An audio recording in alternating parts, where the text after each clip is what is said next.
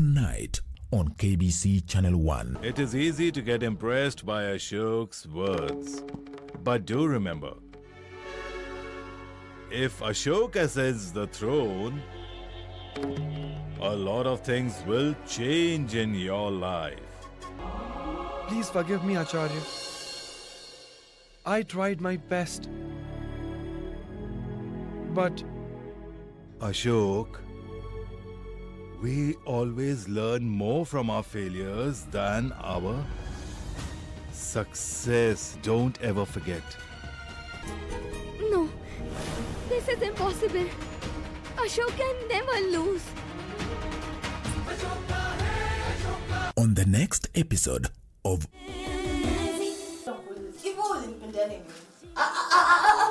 Yovali mjibu tutakesha hapa. Nakwambia nitizame kuanzia juu mpaka chini. Hapo. Mimi ukiniangalia mimi nataka kuwa mke wa pili. Mimi aswa, mimi nacheza. Afu nicheze na wewe. Hivi una nini wewe? Hebu toka hapo bwana. Kipenzi cha roho yangu na vile twapendana. Malia ana roho huyu. Mtaka yote basi ukosa yote. Nyinyi wanaume kwanza hamridhiki sana nyinyi. Hamridhiki kabisa. Tujali kazi zenu.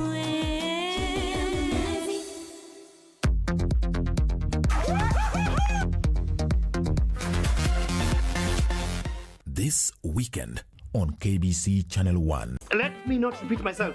You don't have to repeat yourself. The spirit has refused. Josephine Kamene. This year, huh? Yani, you mean you are not paying rent because you want just to please a woman? My brother, Raf is a beautiful thing. You two guys, you have to put stop to this. You are constant eating.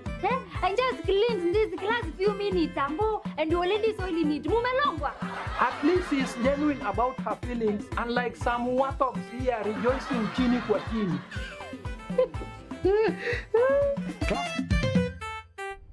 Next on. Wakati ugonjwa ilikuja, of course, ili interfere na everything, especially with the MCing thing, because I'm more of a hype man and an MC. So with the dancing and everything, an MC ni kusimama kwa stage for kwa muda mrefu nini. So hiyo kwanza I had to cut it out because 6-7 years ago, actually it was 2012 December, I got into an accident. Yeah, and I injured my spine. Then doctors told me that I was paralyzed partially. Yeah, so since then up to date, I've been using crutches. Differently abled, differently.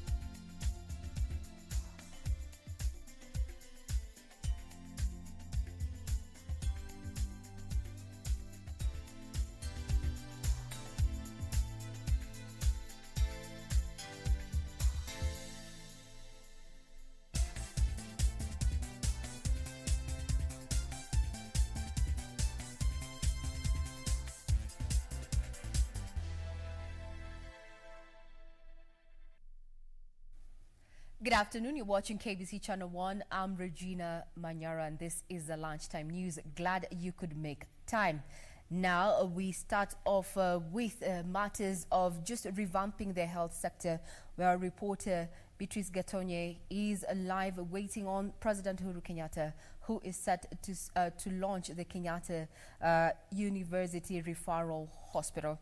I don't know if we have Beatrice there ready with that particular report to just tell us what is happening on ground as we continue waiting for the president for that particular auspicious occasion.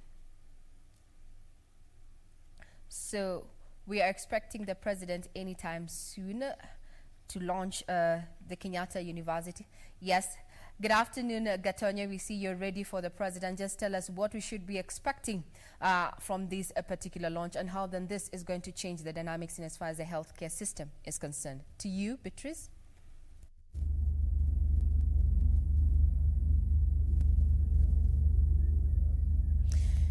Thank you very much from the studio. I'm coming to you live from Kenyatta University. My name is Beatrice Getonye. This is where President Uhuru Kenyatta is expected to launch the opening of the Kenyatta University Teaching, Referral and Research Hospital that has a bed capacity of 650 beds. Particularly, this hospital will be dealing with referral cases and a specialized treatment of patients referred from different parts of the country, from different countries. Just to say is that President Uhuru Kenyatta is already here, and from where I'm standing, I'm already seeing him there. From the far end of this place where he's signing the guest book, and he's expected to be coming, if my camera lady can show you, to be opening officially this building behind me here. And just to give you just a few information about this hospital. The hospital groundbreaking happened in 2011, and it has been under construction until today. The hospital opened its doors to patients on 28th October 2019 under the leadership of the chair of the board of directors of KUTTRH, Professor Olive Mogenda. The hospital has facilities and specialized services, like I said before, and it has renal services with a bed capacity of 20 beds, and it will be dealing with renal screening, dialysis, kidney transplant, renal nutritional counseling, among other care facilities that will be offered and services that will be offered here. The flagship project of this hospital has been a cancer center that is fully equipped with state-of-the-art equipment. And from a conversation I was having with one of the board of directors earlier today, he was telling me that the cancer center will be offering diagnosis through CT scans, treatment, and chemotherapy, among other issues that deal, or treatment that deal with cancer disease. Apart from that, the hospital will also be offering services to do with trauma, cardiology, pediatric, among other many services that will be offered at this particular hospital. It is indeed one of the biggest referral hospitals in Kenya today, and like I said before, it will only be dealing with referral cases, specialized treatment, among other services that will be offered here. President Uhuru Kenyatta is already here for the opening of this hospital. He's signing a guest book. He will be here for planting of a tree, laying foundation, and he will also be taken through the hospital for a short tour before congregating where he will officially give his speech as he officially opens this hospital. That's what is happening here at Kenyatta, Kenyatta University Teaching, Referral and Research Hospital that will be officially be opened today, despite the fact that it already opened its doors in October. Back to you to studio. Many more will be bringing you later in our bulletins. My name is Beatrice Gatonye-Ngetich. Later, we'll be keeping you updated on what happens down there at Kenyatta University Referral Hospital, where the president is already there and is even signing that particular guest book. Now we cross over to Kisii County, where chaos broke out this morning ahead of the Deputy President William Ruto's tour of the region. Ruto is expected to facilitate a series of fundraisers for boda riders and women groups. The DP's supporters in the region are blaming his opponents of causing chaos to disrupt his planned visit. Was the situation in Kisii town?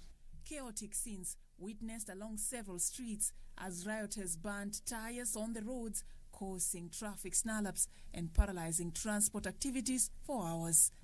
The rioters playing hide-and-seek game with the police, who had stepped in to restore order. The sound of tear gas canisters as the police put in efforts to disperse the rioters who are keen on disrupting the DP's tour. The Deputy President, whose visit had since generated political heat in the county, is expected in South Mugirango to preside over a fundraising to aid the youth and women groups in the region. Mheshimiwa Ruto, tunakukaribisha ukuje Kisii kwa sababu sisi atupigi siasa mdomo tu. Ule mtu anatuletea kitu na ule mtu mwenye anapiga tu mdomo. Tunataka nani? But the motorcyclists have clashed, with one faction lamenting over what they term as lack of consultation and involvement in the planned tour, while the other faction in support of the DP's tour termed the riot as a well-orchestrated plan to disrupt the function. Lakini kuna watu hii town makatel ambao wanajifanya tu viongozi wa pikipiki na hatuwachui hatukuwapigia kura kwa maana tusipige. Wameanza kutusumbua saa hii, wanasema Ruto asiingie hii town. Ruto ni kiongozi wa Kenya, ni naibu ya rais. Anatuongoza sisi wote kama wa Kenya. Watu ambao wanajiita ni viongozi wa hii town wametufanyia mchezo siku nyingi. Ndio maana tumesema leo hatutaki mchezo, tukiita kiongozi wetu atusaidie wasituinterview. Wapi mwingine? Amuka juu. For Channel 1 News, I'm Safin Acheng Oma. Those were scenes and pictures of what was happening earlier this morning in Kisii County. Now, our reporter who covers both the Western region and Luo Nyanza region, Simon Achola, is preparing a detailed report that is going to capture what is happening in the current moment. So do keep it right here for information in regard to that and so much more. We take a short break, but we'll be right back with more lunchtime news.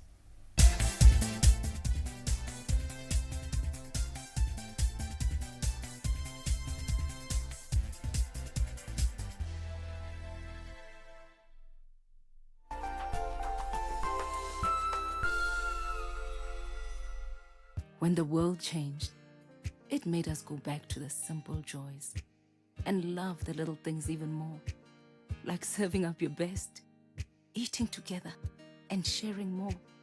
Now, we'll take nothing for granted and always remember to taste the simple joys.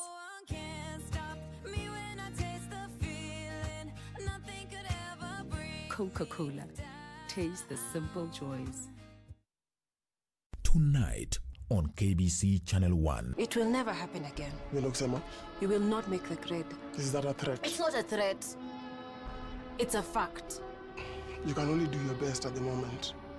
The rest will fall into place. How do you know that? From boxing. I wish everyone would stop staring at me. Just stop staring at me.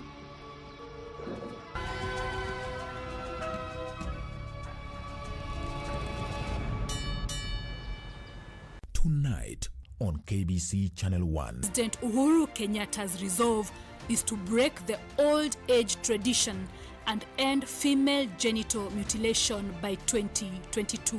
I was young to know what was going around me. This week on Project 254. Zamani alikuwa amenitairisha mama yangu zamani, lakini sasa hii wasichana wangu mimi sijatairisha. We will deal with FGM as the directive of the president, but uniquely in every county. Watch it on Thursday at 8:30 p.m. only on KBC. He is one of the greatest players of all time who secured the 5th FIFA World Cup title for the Samba Boys of Brazil with the formidable team of Ronaldinho, Rivaldo and Roberto Carlos. Cleberson's role is central, inviting ball in, clever sidestep from Rivaldo, one touch Ronaldo, two touches, and it may well be our Wiedersehen Germany. It is another epic match starring the goal-scoring phenomenal Ronaldo this Saturday at 5 p.m. on KBC Channel 1 as he shut down the German machine with his magic in the 2002 final. Only on KBC Channel 1, Soca Finest. This weekend on KBC Channel 1. Let me not repeat myself. You don't have to repeat yourself. The spirit has refused. Josephine, come in. This year, huh? Yani, you mean you are not paying rent because you want just to please a woman? Laugh, my brother, laugh. Laugh is a beautiful thing. You two guys, you have to put stop to this constant eating. And just clean this class few minutes and you already soiling it. Mumelongwa. At least she's genuine about her feelings, unlike some watogs here rejoicing chini kwa chini.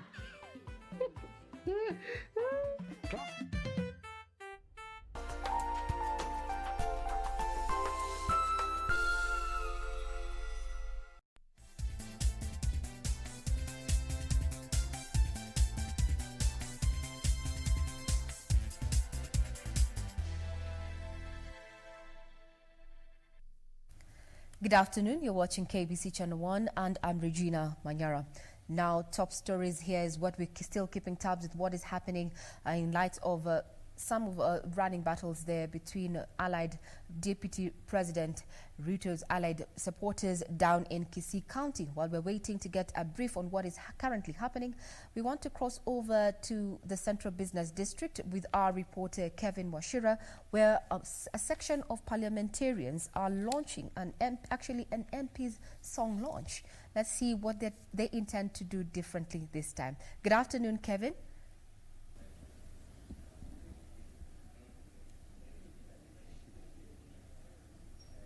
Well, thank you very much, Regina Manyara. We are coming live to you from Nairobi Cinema, where just a few minutes ago we've had a very interesting occasion. I'm talking about the launch of a song, and not just any other song, but a song about coronavirus pandemic. It is a song written, produced, and composed by members of parliament from the Ukambani region. These are 10 MPs who came together to write a song and sing about the coronavirus pandemic, to give hope to their people and to Kenyans at large, to tell them that this corona pandemic is not a death sentence. And now joining me is one of the members of parliament, MP Mwingi West, Charles Nguna, who is part of the band that produced this song. Now, Mheshimiwa, tell us what came to your mind as MPs to decide that you want to communicate to the people using a song? Let me begin by saying that it is a responsibility of every member in this world actually to protect each other. Coronavirus is a very unique virus which actually even has created miseries in the way we live. First of all, we observed that our people are not heeding directives from the minister, and we decided to sing this song to pass the message across that we need each other and we need to protect each other by introducing some of the divisive measures we've just seen: washing hands, keeping distance, and also protecting other people and wearing masks, which is very important. So that is why we came and composed this song, and I think it's going to go to global stage. This song is very... It's an advice. You're giving advice to the people. You're talking positive message to the people. And this song, you've released it at a time when Kenyans have witnessed politicians speaking venom. What can you say to these politicians who are using media airtime to speak venom to the people instead of positive message? Let me say that we need to understand that you don't have to be famous by insulting another person. You can be famous by being peaceful. If you look at the examples of Nelson Mandela, who was very famous, he created peace all over. We have also observed people like Wangari Maathai, who are good examples of peace lovers. Why are politicians, or rather the leaders, using insults so that they can become popular? I would like to request the media to cease from covering these people who are abusing others. Recently, we witnessed several members of parliament directing abusive language to our Mama Ngina, who is a symbol of this nation. That is a respected woman, and I'm calling upon all the members of parliament to desist from hurling insult to each other.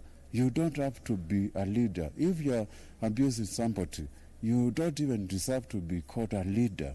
That is very dangerous, and I'm calling upon all the leaders to restrain themselves from abusing each other. You can become famous by serving the people. Yes. Thank you very much, Mheshimiwa.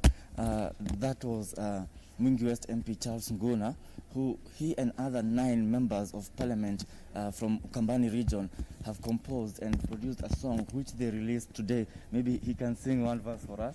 Oh my gosh, my chorus was very simple. Chorus. Maybe your chorus. Sote tugane pamoja. That is the only thing I could do. Well, Regina and the viewers, I will be giving you a sample of the song in other bulletin at 7 and at 9 when I finish to prepare the whole story. Now, back to you at studio.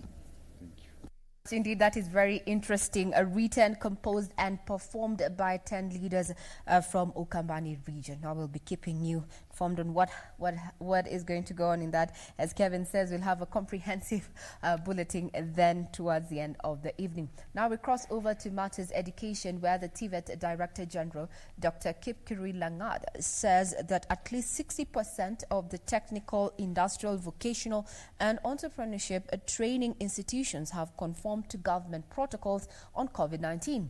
Langat has said that over 90 institutions have for the last 3 months been working on the stipulated containment measures in readiness for the reopening in January. For the last 6 months, learning activities have been paralyzed in schools and colleges, prompting institutions to embark on preparations to reopen by ensuring they comply with the Ministry of Health Safety guidelines. According to TVET Director General Dr. Kipkirui Langat, about 60 to 70% of TVET institutions had conformed to the protocols across the country. Dealing with the technical institution, once they have been given the instruction and the protocols, quite a number of them have actually made a lot of progress. We could be talking about 60-70%. He said most institutions of higher learning have set up permanent and temporal structures to accommodate more learners as per the social distancing guidelines, erected hand washing units, among other measures. The next 1 week or thereabout, we should be able to reprogram ourselves, retimetable the way we run our classes, so that we can accommodate the entire students' population. Dr. Langat called on the remaining institutions to hasten the process to ensure they are not left behind when schools reopen in January. Nancy Okwari, Channel 1 News.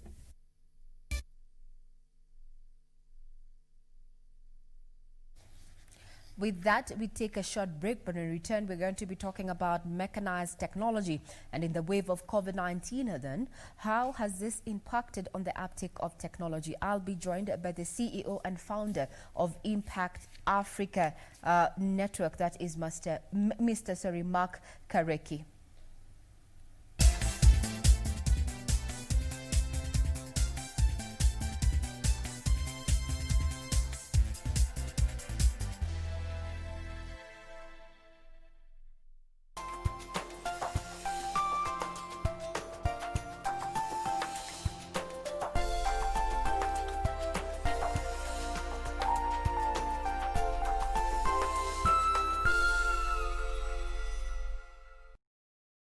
Next on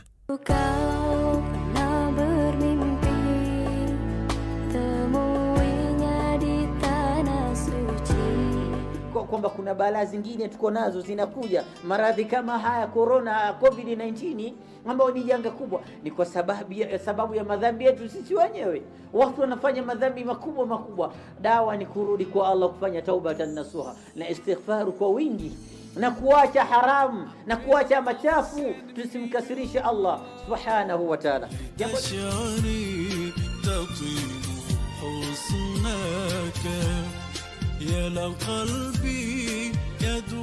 Next on. Wakati ugonjwa ulikuja, of course ili interfere na everything, especially with the MCing thing, because I'm more of a hype man and an MC. So with the dancing and everything, an MC ni kusimama kwa stage for kwa muda mrefu nini. So hiyo kwanza I had to cut it out because 6-7 years ago, actually it was 2012 December, I got into an accident. Yeah, and I injured my spine. Then doctors told me that I was paralyzed partially. Yeah, so since then up to date, I've been using crutches. Differently abled, differently.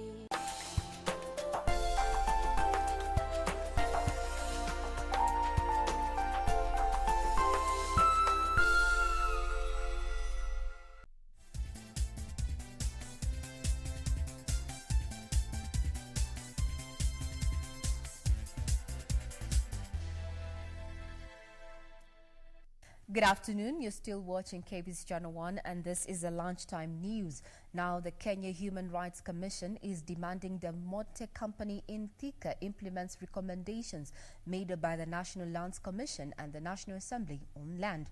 Now, the rights group is accusing Del Monte of dragging its feet in compensating victims of land injustices and another human rights violations, calling on for the allocation of land to the victims by the company. They say the company should give back 30% of the land it holds that is not currently being used for production in the company. Issuing this statement to expose the systemic failures of the government of Kenya to hold to account Del Monte Kenya Limited over the many land injustices and human rights violations committed against the Kandara residents in Kiambu and Murang'a counties, among other groups in Kenya. So these have remained unresolved despite the many constitutional, legal and policy safeguards. It is clearly evident that if left unchecked, the actions by the aforementioned actors shall impact negatively on the quest for inclusive resolution of historical land claims, not only for Kandara people but for millions of other Kenyans who have such claims. Therefore, it is imperative that the National Assembly quickly moves in to demand accountability from the above agencies for their complacency.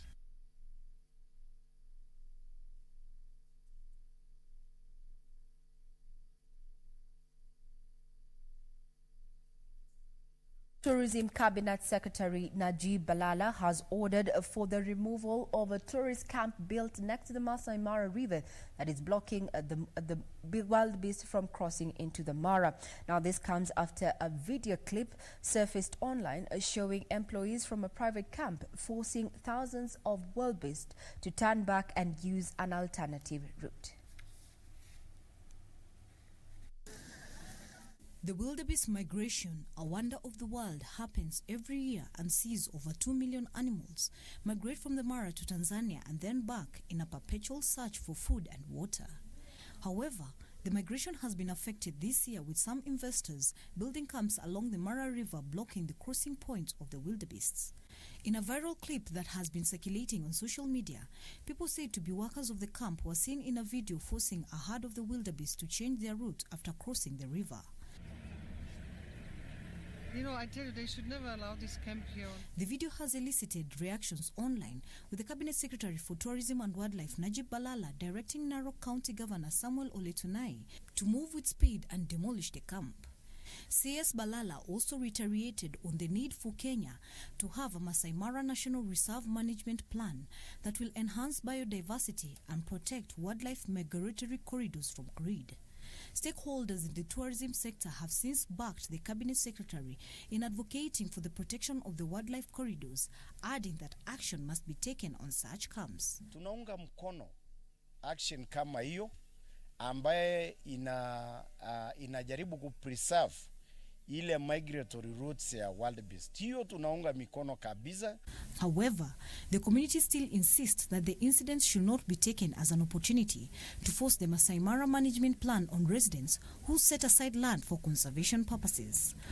Na kwa sababu tunajua kumekuwa na njama kila wakati ya kujaribu alienate Wamasai from the ancestral land ama hii park. Tunataka kuonya kwamba county government ama national government kupitia Ministry of Tourism wasijaribu kutumia hiyo incident kulete mambo ambaye itakuja undermine rights za Wamasai hapa katika sehemu hii. For Channel 1 News, I'm Emily K. Bade. Now back to the political scene, where ODM party leader Raila Odinga is rallying support for the Building Bridges initiative, saying that it had the ambition to deal with negative ethnicity. Odinga says that with the report, devolution will be boosted, with devolved functions such as health, agriculture given more prominence through funding.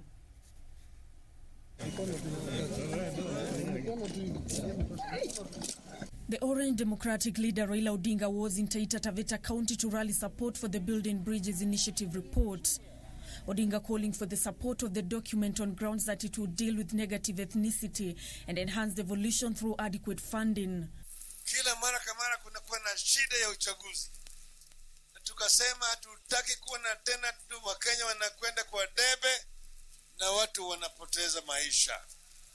Damu inamwagika.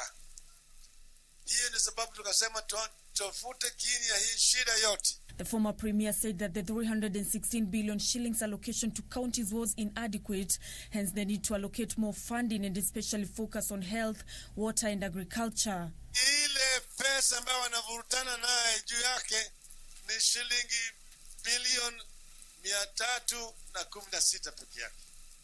Ni kama tone ya maji kwa bahari. Meanwhile, a section of leaders from Tharaka Nithi County, led by former Tharaka Member of Parliament Pet Kimiriti, are agitating for the impeachment of Governor Muthomi Njuki over graft allegations. The leaders say Governor Njuki did not meet the requirement of integrity and should pave way for his deputy to take charge. Wamuimpeach kwa sababu kama hatafanya itakuwa ngumu yeye kutoka. Wamuimpeach atoke ili mwingine achukue ambaye anaweza hiyo kazi. This even as a group of Chuka youths defended the embattled governor, calling for all evidence to be considered during his case. Elsewhere, KANU supporters in West Pokot are calling for the resignation of Governor John Lonyangapuo from the party. The supporters claim Lonyangapuo was disrespecting top party leadership.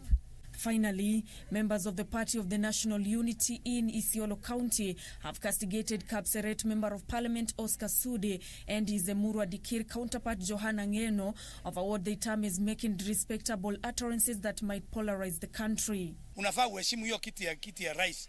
Kiti ya rais kwa katiba ni kiti ya kuheshimiwa, na hatutaki nchi rudi kwa michafuko ya kisiasa. Mnakumbuka miaka ya 1997, 1992, hiyo miaka yote iliyopita kulikuwa na fujo nyingi za vita vya kikabila. Nancy Okware, Channel 1 News. Now, chaos broke out in Kisii town this morning ahead of Deputy President William Ruto's tour of the region. Joining me live is our reporter Simon Archola with the latest development on ground. Good afternoon, Simon.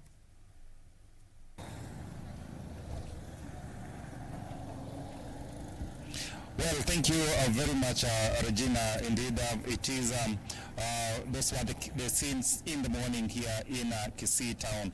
A number of youths are actually raising concern with the visit of Deputy President William Ruto. Of course, key agitation being the fact that most of them had not been consulted, and they felt that they're actually being left out of what Deputy President William Ruto will be doing today in Nyanchwa, which is not far away from where we are standing. But fast forward about 30 or 40 minutes ago, Deputy President William Ruto has just landed here in Kisii town, and the situation is totally the exact opposite of what was happening in the morning. He has been received with jubilation from most of the locals who are actually here, or of course most of them being caught by surprise. He has done several rounds in town just to reaffirm the fact that he has support from this region. Of course, that is also back from the leaders who would actually organize this particular function at Nyanchwa, and of course reassured the locals that he is part and parcel of them. He will continue to actually come in this region to ask for votes, and of course initiate the government agenda, the government development agenda, and of course thereafter he's just left the CBD and is headed to Nyanchwa, which is not far away from where we are.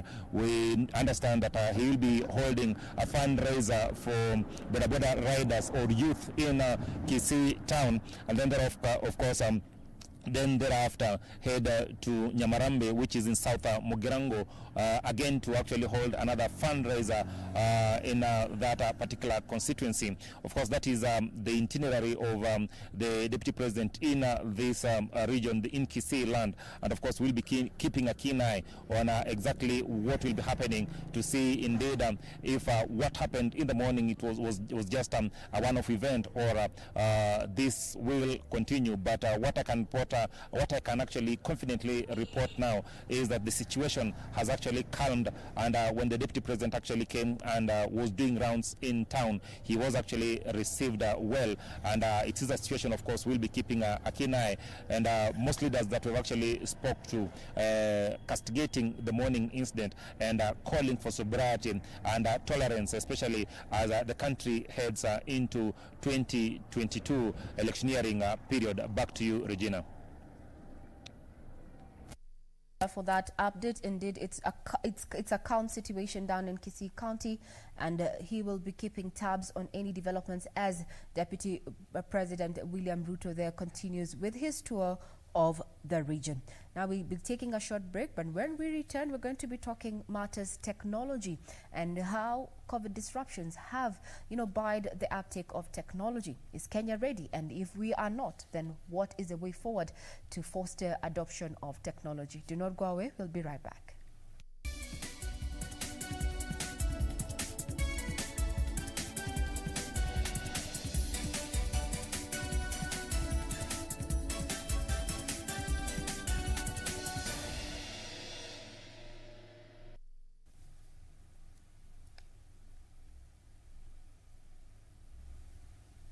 Now we focus on matters business, where a 218-acre irrigation project in Kilifi County is changing the lives of villagers as production soars. Chakama Irrigation Scheme by the Coast Development Authority is unlocking the existing potential to improve food security, income of farmers, and general livelihoods of the residents. Kenya has so far put 450,000 acres of land under irrigation, with over-reliance on rain-fed agriculture blamed for pushing food prices beyond the reach of a majority of Kenyans. At the coast, a small-scale irrigation project championed by the Coast Development Authority in Chakama, Kilifi County, is making an impact. The Coast Development Authority has spent 22 million shillings on the project in the arid Chakama. The irrigation project that sources water from River Galana is turning the area into a food basket for residents of Kilifi County. We expect many of the product here should first serve the community food need. Nevertheless, because we know there are some farms which have placed horticultural crops on their field, like tomatoes, onions, we expect those to now take their produce to the nearby market. Dr. Kainan says the Coast Development Authority plans to replicate the project in other arid areas in the coastal region to boost food production. The purpose of this project was to make this community food secure and generally in line with our priority development agenda of food security and nutrition. We felt the community here can use the available land for the purpose of farming and thereafter become food secure. You are already seeing what had come out of this intervention. We already have crop on the field which are almost maturing. That's what we are seeing. Beneficiaries say they were excited by the project and are working closely with the Coast Development Authority to transform agriculture in their villages. Wakina mama wa Chakama tumefaidika sana kuhusu mambo ya upandaji mimea, mahindi. Twashukuru, tumefaidika na chakula nyumbani. Watoto wetu wanasoma vizuri. Imetusaidia kwa lengo la kutuwezesha ili tukaweze kunufaika katika hali ya kupambana na janga la njaa, hususan eneo hili mara kwa mara lilikuwa linategemea chakula cha msaada kwa siku nyingi sana. Betty Kiptum, Channel 1 Business. Thank you very much, Betty, for that particular report. Now we delve into matters technology. Given the current pandemic, COVID-19, how then has it impacted on the uptake of technology, given that the latest report from the Communication Authority of Kenya indicates that between the months of January to July, internet use has gone up by over 200%. Clearly, Kenyans are consuming data and are working online on digital platforms. But now we delve into the issue of mechanized technology, artificial intelligence, and in the wake of the fourth industrial revolution driven by technology. Is Kenya ready? Taking us through this conversation is none other than Mark Kareki, who is the CEO and founder of Impact African Network. Good afternoon, San. Glad that you could make time. Thank you for having me. Now, in the wake of the COVID-19 pandemic, from where you sit, how has this affected the uptake of technology in general? It's been explosive. Organizations have been ambling their way towards saying digitalization they're making their move in that direction. And it's been slow for the most part, but this has just forced their hand. Mm-hmm. So what can you say are the emerging trends? Yeah, I mean, the emerging trends, we got to look at things in terms of, long-term trends and short-term revolutions is how I like to think about them. So in the short-term, you mentioned one. One is the fourth industrial revolution and the explosion of data that's bringing about, which is forcing all types of organizations to have to deal with more data. The other revolution is a revolution in education revolution, right? Because the talent that is being produced coming out of the traditional educational institutions is not market ready because technology is moving so fast. The other revolution that's happening is remote work. And as you've said, COVID-19 has just forced the hands of organizations that were not ready for people to work remotely to actually now start to have to deal with that reality. So those are the four revolutions. In terms of trends, I would say there are two major global trends that we need to keep our eye on. One is the demand for STEM talent, for demand for computer scientists, data scientists around the world. Right now, the projections are 13 million jobs and will need to be filled by 2025 in computer science and data science, specifically between Africa, Europe, and the United States. Right? There's a shortage of jobs right now in terms of that, in that regard. And the other one is also, if you look at where the trends in terms of the global population, the Western world is aging. They are getting older. But Africa is the youngest continent on the planet.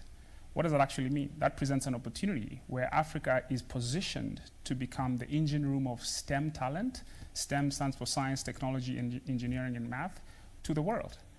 Because the demand for that is just exploding.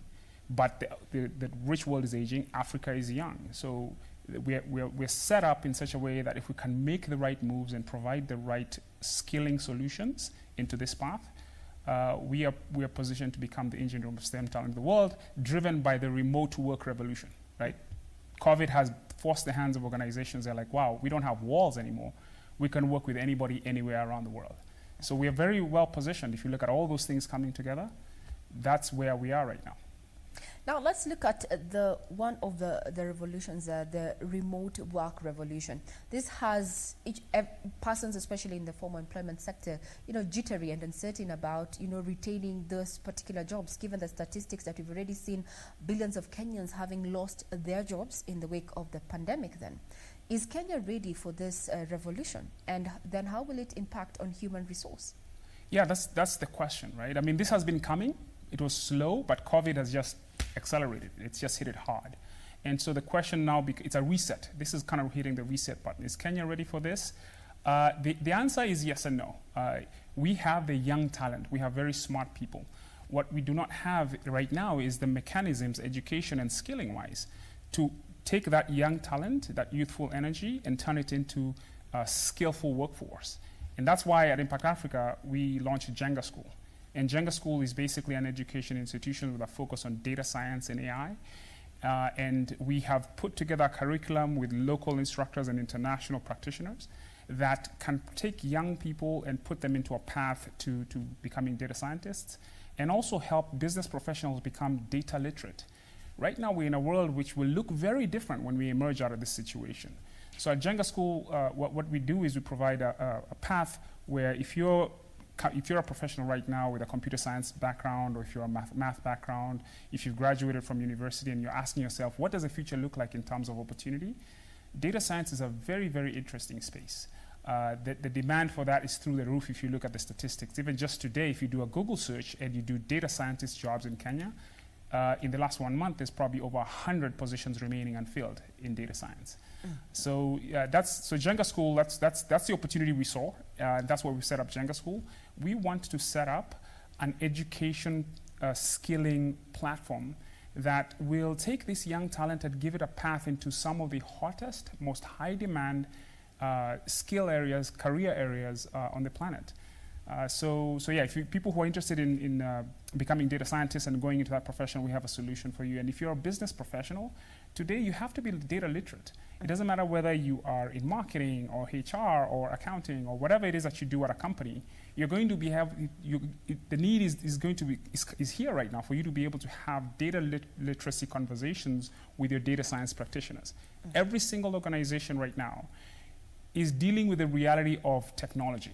There's just no getting around it. So they need the talent and the know-how. So every single person in a company has to have data literacy. So we have a course called the Foundations course. It's a 3-month course that provides people who are in non-technical fields to be able to have the language and comfortability to talk to their technical colleagues in the company in terms of how they can solve problems for the business. And that's how we've architected our courses at Jenga School. We have a core curriculum for people who want to become data science practitioners, and we have a foundations course for people who want to become data literate, or even if you're a student in university and you want to have a stepping stone to a data science career, or you can actually take the foundations course. So there's the foundations and the core curriculum. So in terms of the way we think about things at Impact Africa, we don't want to talk about things, we want to provide solutions. So while we talk about is Kenya ready, yeah, how are we going to get there? So that's what Jenga School is. It answers that question squarely in one of the hottest, most high demand career paths around the world right now, which is data science and AI. Now, how then do we accelerate, other than just, how do we accelerate the adoption of artificial intelligence? You have to have the talent. You have to have the capabilities, right? You have to have the people. You have to invest in that direction. And this is really, if you look at how this is happening around the world, this is a private sector move.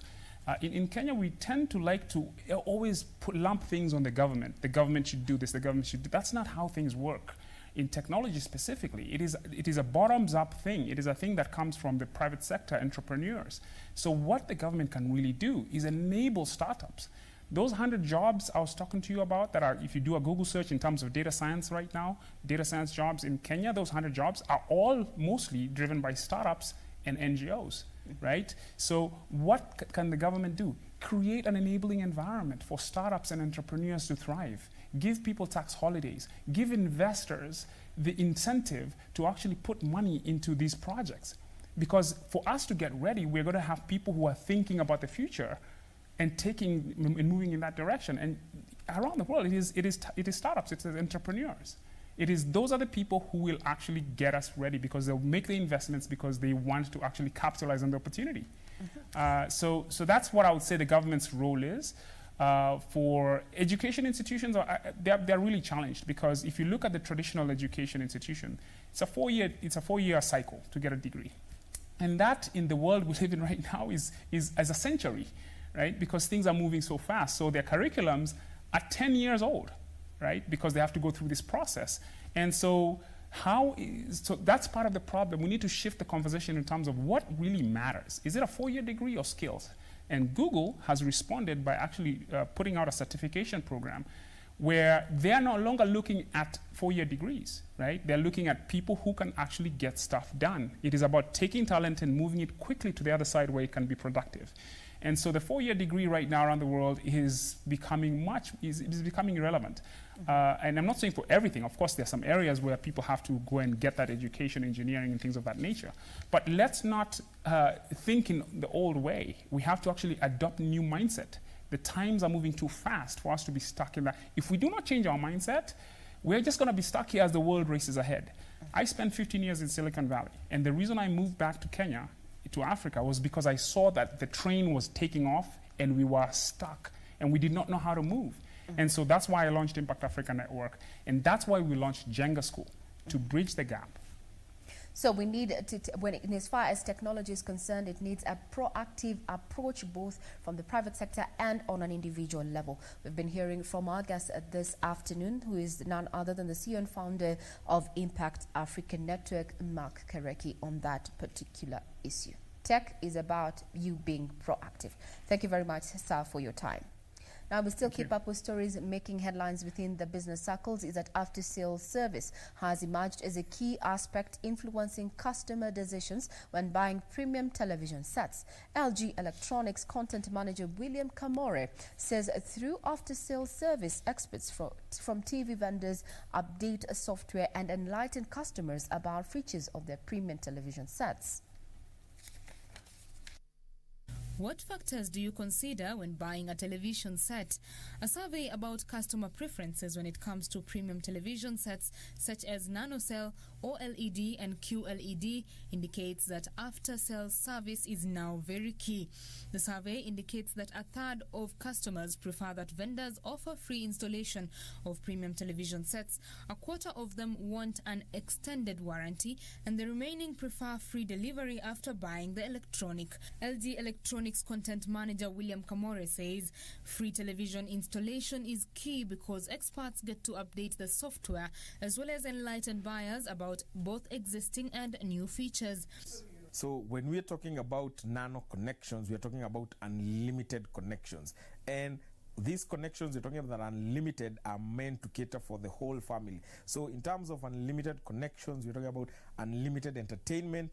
The TV is able to understand the customer. So the TV understands you and learns from you, especially on this day and age. The TV is not just supposed to show you something. So the AI optimizes on your picture and your sound quality, on the content you're watching, on how your room is, how your environment is, and delivers the best in terms of picture and sound quality. The survey found that customers fancy large screen-sized television sets of between 55 inches to 86 inches. In addition, technology used and design of the television also ranks high among consideration points for customers. The survey indicates that customers buying premium television sets intend to use them for about 5 years, hence the thorough scrutiny of the features. Betty Kiptum, Channel on Business.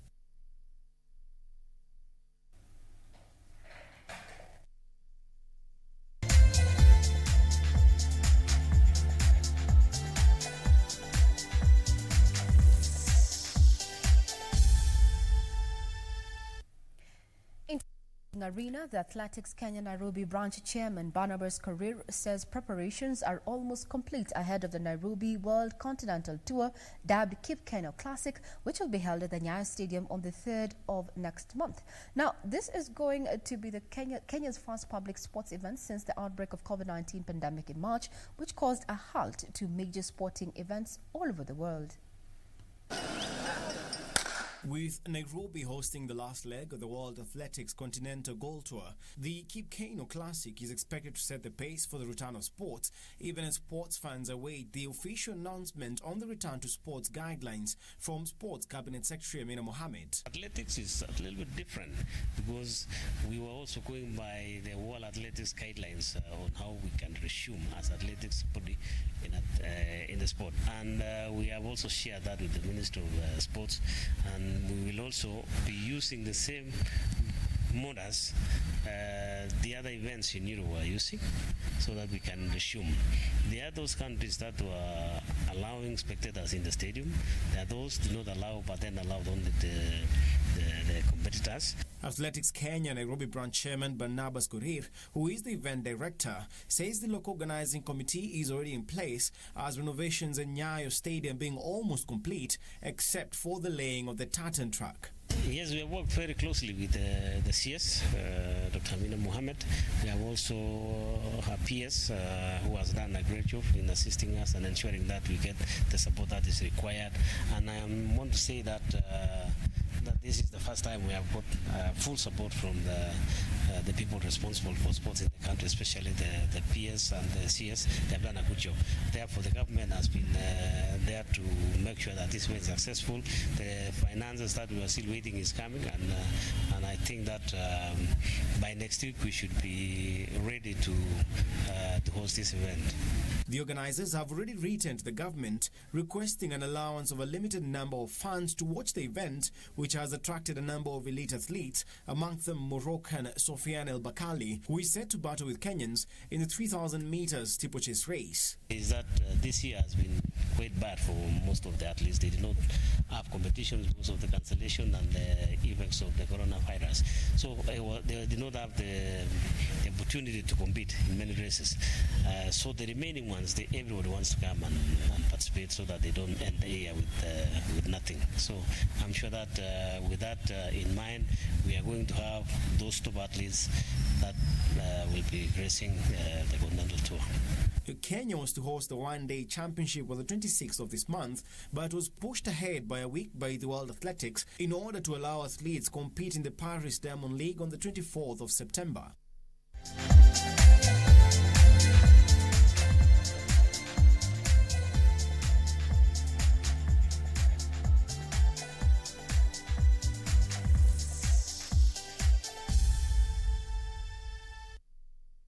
That from our sports reporter Richard Munga brings a cup to lunchtime news this afternoon.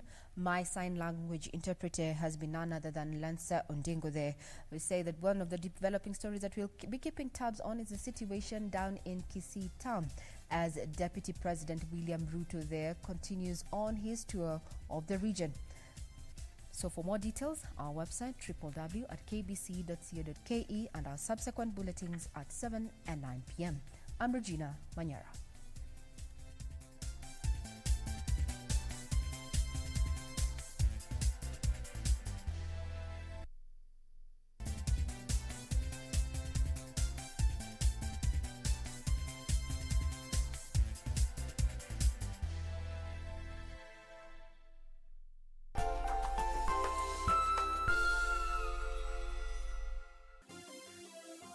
Vera Beauty College.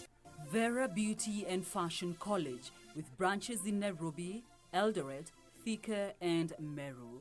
Did you know that we are a TVET approved institution? We offer courses in fashion design, interior design in soft furnishing, event decoration, flower arrangement, event planning, hairdressing, barbering and dreadlocks, beauty therapy, makeup, nail technology, spa massages, teaching skills, TOT, solo business management, and many more. Register now and visit our website on www.verabeautycollege.com. You can also call on 0725 923 550 Nairobi branch, 0728 087 689 Eldoret branch, 0722 227428 Thika branch, 0725 000 706 Meru branch. Vera Beauty and Fashion College, a TVET approved institution.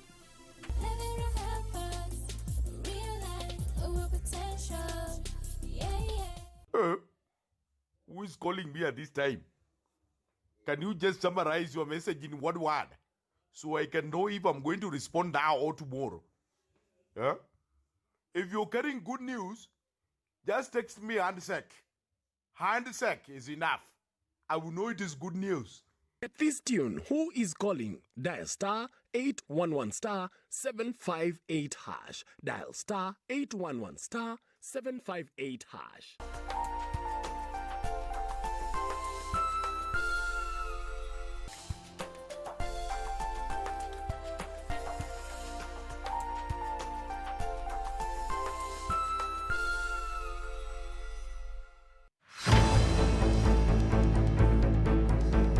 It's a battle like no other, a battle with an invisible enemy, a battle fought silently from all corners of the world. COVID-19 has been described as a war scene, with health workers as the soldiers at the battlefront. But as they continue to take their position at the front lines, there are other people whose services are so essential, they've kept the world in motion in the midst of the pandemic. We're talking about the journalists, police, food distributors, to name but a few. But just how are the frontliners and other essential service providers coping?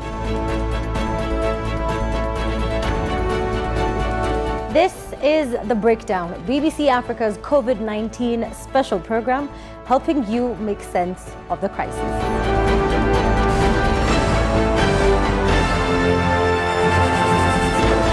My name is Sharon Mashira. Now, in the face of underfunded, under-equipped and understaffed health systems, Africa's frontline workers are going above and beyond to slow down the virus and keep